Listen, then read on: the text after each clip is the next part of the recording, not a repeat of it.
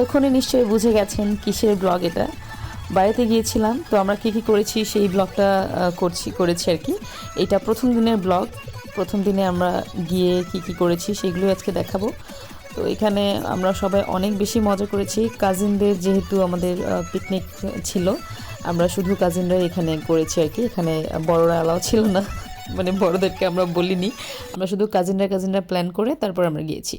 তো এটা প্রথম দিন যেতে যেতে আমাদের রাত হয়ে গেছে। আমরা সবার শেষে গিয়েছি, সবাই অলরেডি চলে এসেছিল।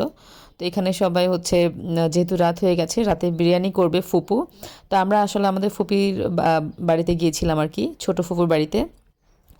তো বিরিয়ানি করবে এবং এখন ওরা হচ্ছে চাল ধুতে যাচ্ছে। বাসায় সব কিছু আছে, কিন্তু তারপরে ওরা হচ্ছে পুকুরে যাবে চাল ধুয়ে আনতে, হ্যাঁ, রাতের বেলা মজা করার জন্য।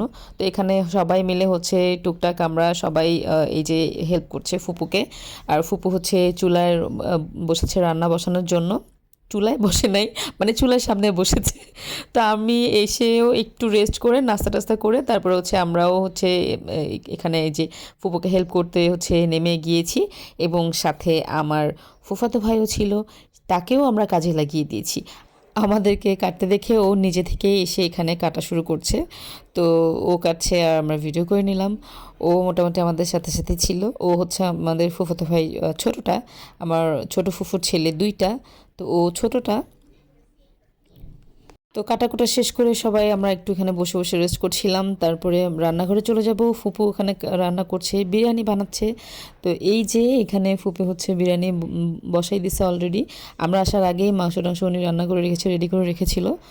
তো এই যে এগুলো হচ্ছে বিরিয়ানির মাংস, মাটির চুলায় রান্না। অনেক মজা। গ্রামের বাড়ি গেলে আসলে এই জিনিসটা অনেক বেশি মজা লাগে, যে মাটির চুলায় রান্না করা, এবং বেশ মজা লাগে সবাই মিলে একসাথে করলে। তো এখানে এই যে ওরা বসে বসে ধনে পাতা বাঁচতেছে, হ্যাঁ, অনেক বড় একটা কাজ এটা। তো যাই হোক, এই যে এখানে হচ্ছে বিরিয়ানির মাংসটা ঢেলে দিয়েছে। এখন হচ্ছে বিরিয়ানি রান্না হচ্ছে এবং সবাই আমরা ওয়েট করছি কখন হচ্ছে বিরিয়ানি হবে, কখন খাবো। তারপর আমাদের রাতের বেলা হচ্ছে রাত জাগতে হবে, যেহেতু আমরা কাজিনরা একসাথে হয়েছি। তো আমরা কাজিনরা একসাথে হলে আমরা রাত জেগে খেলি। তো এখানে হচ্ছে বাচ্চাদেরকে আমরা শুয়ে দিয়েছি, বাচ্চাদেরকে ঘুম পাড়িয়ে তারপর হচ্ছে খেলতে হবে। তো সবগুলো বাচ্চাকে এখানে শুয়ে দিছি। তারপরে এই যে সবাই আমরা উপরে নিচে করে বিছানা কে কোথায় থাকবে সেই বিছানা সব রেডি করে ফেলতেছিলাম। সব কিছু রেডি করে তারপর আমরা খেলবো।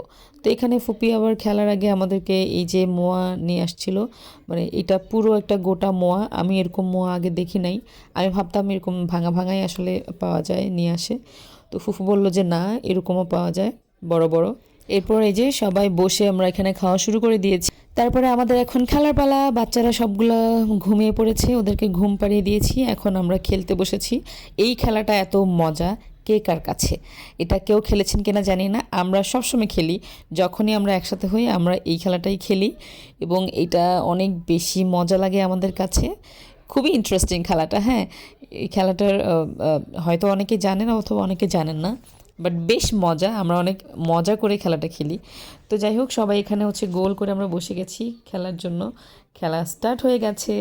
এই যে এইভাবে করে হচ্ছে অনেকগুলো কাগজের মধ্যে ABCD সব কিছু লেখা থাকবে, কে লেখা থাকবে।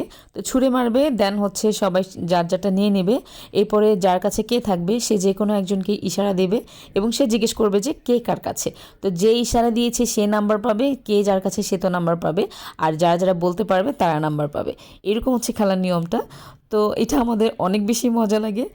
আমরা সবাই খেলা শেষ, এখন কে রাজা হয়েছে, কে রানী হয়েছে, কে সেনাপতি হয়েছে, আমরা হচ্ছে এগুলো দেখতেছিলাম, এবং এই সময়টাও অনেক মজা লাগে। আমরা সবাই এত বড় বড় হয়ে গেছি, কিন্তু এটা আমরা খুব এনজয় করি খেলাটা। তো এই যে এখানে হচ্ছে হিসাব নিকাশ হচ্ছে। তো এই ছিল আমাদের প্রথম দিনের, মানে প্রথম রাতের ব্লগ। বাকিগুলো দেখতে হলে চোখ রাখবেন আমার পেজে। ভিডিও ভালো লাগলে লাইক কমেন্ট শেয়ার করে পাশে থাকবেন। অ্যান্ড ভালো থাকবেন সবাই, আর আমাদের সবার জন্য দোয়া করবেন, আমরা যেন এরকম মজা করতে পারি সবসময়।